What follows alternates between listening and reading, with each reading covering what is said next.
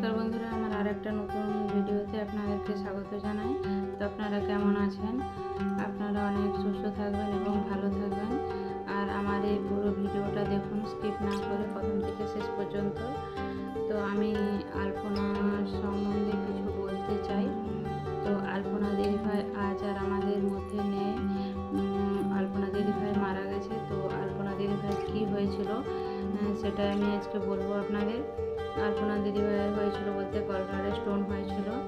তো gallbladder stone থেকে jaundice হয়ে গিয়েছিল, হসপিটালে অ্যাডমিট ছিলেন, তারপর ওখান থেকে মারা গেল। তো গলব্লাডার স্টোন কিন্তু দেখুন, গলব্লাডার স্টোন আমার নিজেরও হয়েছিল। গলব্লাডার স্টোন থেকে মানুষ মারা যায় না। আমার গলব্লাডার স্টোন হয়েছিল 9 mm সাইজ হয়ে গিয়েছিল। তো আমি প্রথম 3 বছর অপারেশন করাইনি। তো অপারেশন তারপর করেছিলাম আমার মেয়েটা যখন ছোট।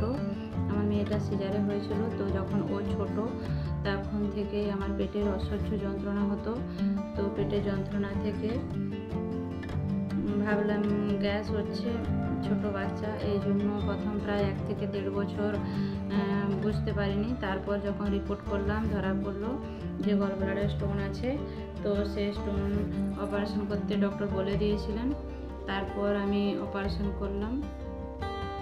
প্রায় 3 বছর পর অসহ্য পেটের যন্ত্রণা হতো। তো 9 mm সাইজের বড় হয়ে গিয়েছিল। আমি যখন অপারেশন করলাম, তো মাইক্রো সার্জারিতে করলাম। মাইক্রো সার্জারিতে করে মোটামুটি এখন সুস্থ আছি, ভালো। তো অপারেশন করার পরে একটা প্রবলেম হয়ে গেছে, কি গ্যাসের প্রবলেম হয়ে যায়। কারণ গলব্লাডারে তো পিত্তথলি থেকে পিত্তরস যেটা হয়, এবং পিত্তরস থেকে তো আমাদের খাবার হজম হতে সাহায্য করে। তো সেই পিত্তথলিটা যদি কেটে বাদ দিয়ে দেওয়া হয় শরীর থেকে, তো এই জন্য হজমের প্রবলেম হয়ে যায়। তো আলপনা দিদিভাইয়েরও গলব্লাডার স্টোন হয়েছিল। তো পাথরের সাইজটা মোটামুটি বলছিল যে বড় হয়ে গিয়েছিল। তো প্রথমে হোমিওপ্যাথি ওষুধ খাচ্ছিল। হোমিওপ্যাথি ওষুধ খেয়ে তো সেইভাবে কমে না। তারপর ডক্টর দেখিয়েছিলেন, যে বলছে সাইজে মোটামুটি যেরকম ছিল সেরকমই ঠিকই আছে। তো তারপর ওনারা হঠাৎ করে শরীর আরও বেশি খারাপ হয়। তো গলব্লাডার স্টোন থাকার ফলে প্রচণ্ড পরিমাণে জ্বর হতো। তো জ্বর থেকে জন্ডিস হয়ে গিয়েছিল। তো তারপরে হসপিটালে যখন অ্যাডমিট করানো হলো, তো ওখানে গিয়ে ডক্টর যখন রিপোর্ট করলেন রক্তে, তখন তো আলপনা দিদিভাইয়ের ও নেগেটিভ রক্ত ছিল। তো ও নেগেটিভ রক্ত যখন পরীক্ষা করলেন, তো তখন পরীক্ষা করার পর তো দেখা গেল যে রক্তের যে রেড সেলটা নষ্ট হয়ে যাচ্ছে। তো প্রথমে আমাদের শরীরে 10 থেকে 12 মধ্যে রক্ত থাকলে ভালো। তো প্রথমে বললো আলপনা দিদিভাইয়ের যে 6.5 আছে। তো 6.5 থেকে তারপরে কমে কমে 3.5 হয়ে গিয়েছিলো। তো 3.5 হয়ে যে খুব অসুস্থ, হসপিটালে অ্যাডমিট করানো হয়েছিল। তো তারপরে কি হলো জানি না, হঠাৎ করে শুনলাম যে মারা গেছে। তো আমি সকাল থেকে খুব কাজের ব্যস্ততা চাপের মধ্যে ফোনটা খুলতে পারিনি। তো যখন ফোনটা খুলে দেখলাম যে প্রত্যেকটা নিউজে একই খবর, যে আলপনা দিদিভাইয়ের মারা গেছে, যে আলপনা দিদিভাই আর নেই। তো আলপনা দিদিভাই যে আমাদের সুন্দর সুন্দর ভিডিওগুলো দিত, ফানি ভিডিও বা কমেডি ভিডিও, খুব সুন্দর অ্যাক্টিং, যা ভালো লাগতো। মা মেয়েতে শাশুড়ি বৌমা রোল করতো। তো খুব ভালো লাগতো। আলপনা দিদিভাইয়ের হাজব্যান্ড, ওনাদের সাথে অ্যাক্টিং করতেন, তো ভালো লাগতো। তো সেই যে আলপনা দিদিভাই আমাদের ছেড়ে চলে যাবে ভাবতে পারিনি। তো আলপনা দিদিভাইয়ের সেই ভিডিওগুলো আমরা আর পাবো না।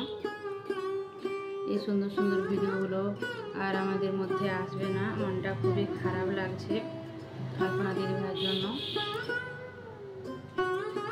তো একটা গলব্লাডার স্টোন হয়েছিল, সেই স্টোন থেকে আচানক কী হয়ে গেল জানি না, যে মেয়েটা মারা গেল। তো বেচারি ছোটোবেলা থেকে অনেক কষ্ট করে মানুষ হয়েছিল, বড় হয়েছিল মায়ের কাছে। ছোটোবেলায় হঠাৎ করে তার বাবা মারা গিয়েছিল।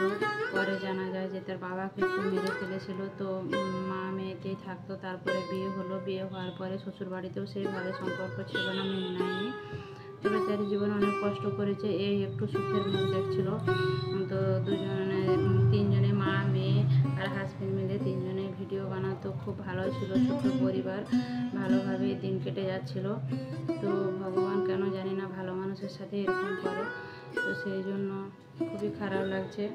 বেচারি সারা জীবন কষ্টই করে গেল।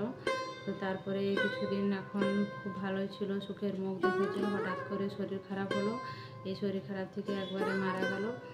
তো যখন হসপিটালে ভর্তি হলো তখন কি জানতো যে আমি আর বেঁচে ফিরবো না। হসপিটালে গিয়েছিল, খুব ভালোই ছিল, সুস্থ ছিল। সুস্থ থাকার পর সবার সাথে কথাও বলেছিল, যে লাস্ট লাইভেও এসেছিলো, লাইভ করেছিল। তো তারপরে হঠাৎ করে কি হলো জানি না, যে মারা গেল।